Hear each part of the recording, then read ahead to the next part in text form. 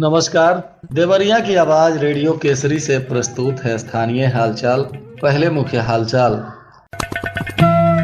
शिक्षक सुसाइड के मामले में बीएसए और एक बाबू पर 10-10 हजार रुपए का इनाम। खामपार में मिला एक नवजात का शव, पुलिस जांच में जुटी। ट्रक और टैंकर की टक्कर में 2 खलासी की हो गई मौत। और होली बीतते ही स्टेशन पर उमड़ा यात्रियों का जन सैलाब। 2 मौसेरी बहनें हो गई लापता, परिजन हो गए हैं परेशान। स्थानीय हालचाल के इस अंक के साथ मैं अनिकेत मिश्र। अब हालचाल विस्तार से। शिक्षक कृष्ण मोहन के खुदकुशी प्रकरण में बीएसए शालिनी श्रीवास्तव की मुश्किलें और भी बढ़ रही हैं। बताया जा रहा है कि वे फरार चल रही हैं और फरार बीएसए शालिनी श्रीवास्तव तथा एक बाबू के खिलाफ पुलिस ने 10-10 हजार रुपए का इनाम घोषित कर दिया है। इस मामले में नए नए खुलासे प्रत्येक दिन हो रहे हैं। बीएसए कार्यालय के भ्रष्टाचार की गहराई सामने आ रही है। अपने करतूतों को छुपाने के लिए बुने गए जाल में ही बीएसए फंसती चली जा रही है। उनकी आवाज से बरामद हुए डीवीआर ने उनकी मुश्किलों को और बढ़ा दिया है। वहीं अब वायरल हुआ वीडियो कार्यालय के भ्रष्टाचार की पोल खोल रहा है। ऑडियो को सुनने से यह अंदाजा लग रहा है कि कार्यालय किस तरह से भ्रष्टाचार में डूबा हुआ है। फिलहाल पुलिस ने अब इन आरोपियों को गिरफ्तार करने के लिए 10-10 हजार रुपए का इनाम घोषित किया है। जो भी व्यक्ति इनकी जानकारी पुलिस को देगा, उनकी पहचान पुलिस गुप्त रखेगी और उन्हें 10 हजार रुपए का इनाम भी दिया जाएगा। खामपार थाना क्षेत्र के छपिया सरिया रोड पर स्थित काली मंदिर के पास एक अज्ञात नवजात शिशु का शव मिलने से सनसनी फैल गई। सूचना पाकर मौके पर पहुंची पुलिस ने शव को कब्जे में लेकर पोस्टमार्टम के लिए भेज दिया। बताया जा रहा है कि गुरुवार की रात में ही सड़क के किनारे झाड़ी में ग्रामीणों ने नवजात शिशु के शव को देखा था। तुरंत इसकी जानकारी पुलिस को दी। पुलिस मौके पर पहुंचकर शव को कब्जे में लेकर शिनाख्त कर रही है। शिनाख्त होने के बाद शव को पोस्टमार्टम कराने की प्रक्रिया भी चल रही है और पता लगाया जा रहा है कि आखिर यह नवजात कहां से आया और किसने तथा किन परिस्थितियों में इसे यहां छोड़ा। भाटपा रानी थाना क्षेत्र के फुलवरिया मझौली मार्ग पर शुक्रवार की भोर में ट्रक और टैंकर की आमने सामने टक्कर हो गई। इसमें 2 खलासियों की मौके पर ही मौत हो गई, जबकि टैंकर चालक बाल बाल बच गया। सूचना मिलते ही मौके पर पहुंची पुलिस ने शव को कब्जे में लेकर पोस्टमार्टम के लिए भेजा। बताया जा रहा है कि भारत पेट्रोलियम का टैंकर मैरवा से पेट्रोल खाली कर वापस बैतालपुर स्थित भारत पेट्रोलियम डिपो पर जा रहा था। इसी दौरान फुलवरिया पेट्रोल पंप के पास सामने से आ रही तेज रफ्तार ट्रक से इसकी आमने सामने टक्कर हो गई। इसमें सवार 2 खलासियों की मौके पर ही मौत हो गई, जबकि चालक किसी तरह बच पाया है। मृतकों की पहचान गौरी बाजार थाना क्षेत्र के गुड़ही गांव निवासी शेषनाथ उम्र 35 वर्ष, पुत्र गिरधारी तथा बिहार के नालंदा के बिहार शरीफ थाना क्षेत्र के बनौलिया गांव निवासी मोहम्मद अफरोज उम्र 45 वर्ष के रूप में किया गया है। इन दोनों की मौत से इनके परिवार में कोहराम मचा है। फिलहाल दोनों शव का पोस्टमार्टम कराने के बाद परिजनों को सौंपा गया है। थानाध्यक्ष भाटपा रानी अभिषेक कुमार राय ने बताया कि ट्रक और टैंकर की टक्कर में 2 लोगों की मौत हुई है। इसमें आगे की विधिक कार्रवाई की जा रही है। रंगों का त्योहार होली बीतने के साथ ही लोग अब अपने गंतव्य को निकलने लगे हैं। इसको लेकर रेलवे स्टेशन और बस स्टेशनों पर यात्रियों की भारी भीड़ देखी जा रही है। भीड़ को देखते हुए पुलिस भी सतर्क है। उधर लंबी दूरी की ट्रेनों का सीट फुल होने के चलते ई टिकट दलाल भी सक्रिय हो गए हैं और एक एक टिकट पर 500 से 1000 रुपए तक की अधिक वसूली की जा रही है। बताया जा रहा है कि त्योहार मनाने के लिए बाहर से भारी संख्या में लोग उत्तर बिहार अपने गांव क्षेत्रों में पहुंचते हैं और त्योहार समाप्त होने के बाद सभी लोग फिर से बाहर जाने के लिए प्रयास करने लगते हैं। ऐसे में ट्रेनों और अन्य यातायात व्यवस्था पर भारी भीड़ उत्पन्न हो जाता है और फिलहाल यह भीड़ ट्रेन और बस स्टेशनों पर दिखाई दे रही है। गौरी बाजार थाना क्षेत्र के एक गांव की 2 मौसेरी बहनें गुरुवार की सुबह से ही घर से लापता हो गई हैं। देर शाम तक घर वापस नहीं लौटने पर अब परिजन परेशान हैं और काफी खोजबीन के बाद पुलिस को भी तहरीर देकर सहायता की गुहार लगा रहे हैं। बताया जा रहा है कि 2 नाबालिग मौसेरी बहनें अचानक घर से लापता हो गईं। अब इनके बाद परिजन काफी परेशान हैं। एक किशोरी की मां का आरोप है कि होली मनाने उसके बहन की नाबालिग पुत्री भी घर आई थी और नाबालिग पुत्रियां अचानक से घर से लापता हो गई हैं। मां का आरोप है कि कुछ दिनों से गांव का ही एक व्यक्ति उनके मोबाइल पर मिस कॉल कर रहा था।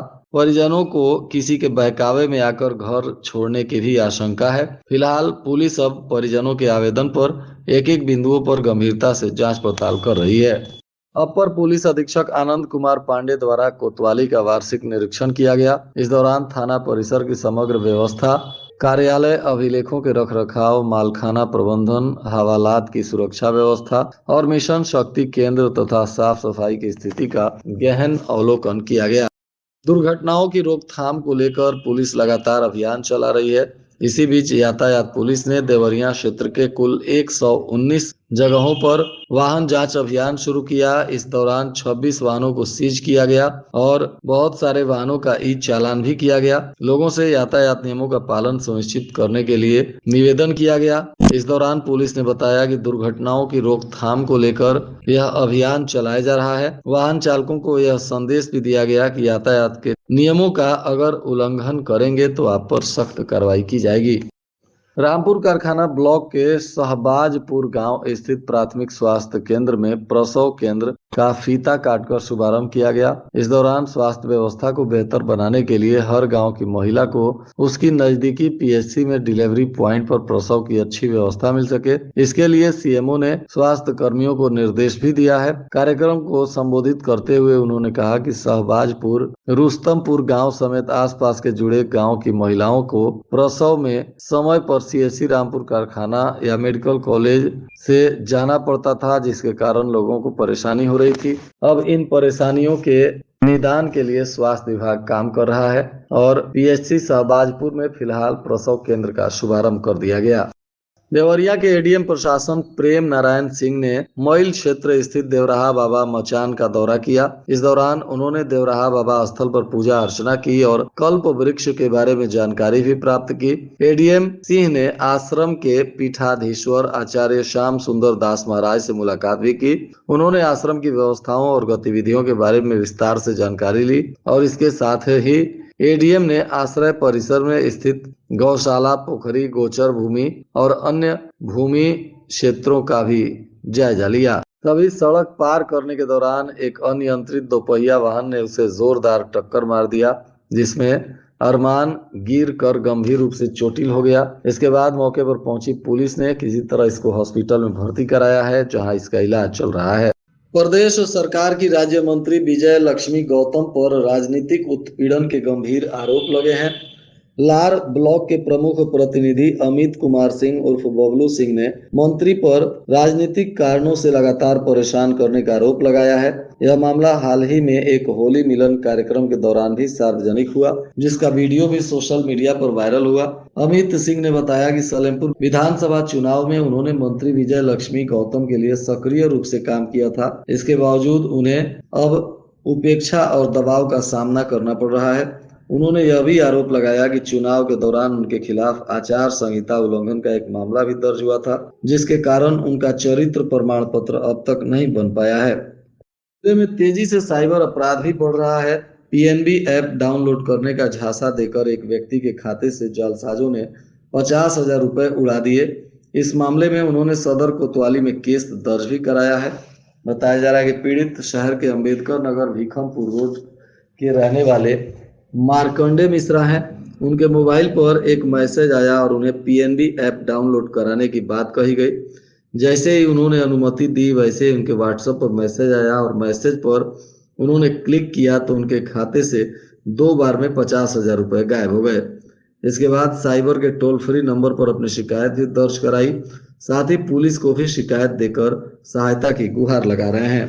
पुलिस अब मामले की तफ्तीश में जुटी हुई है।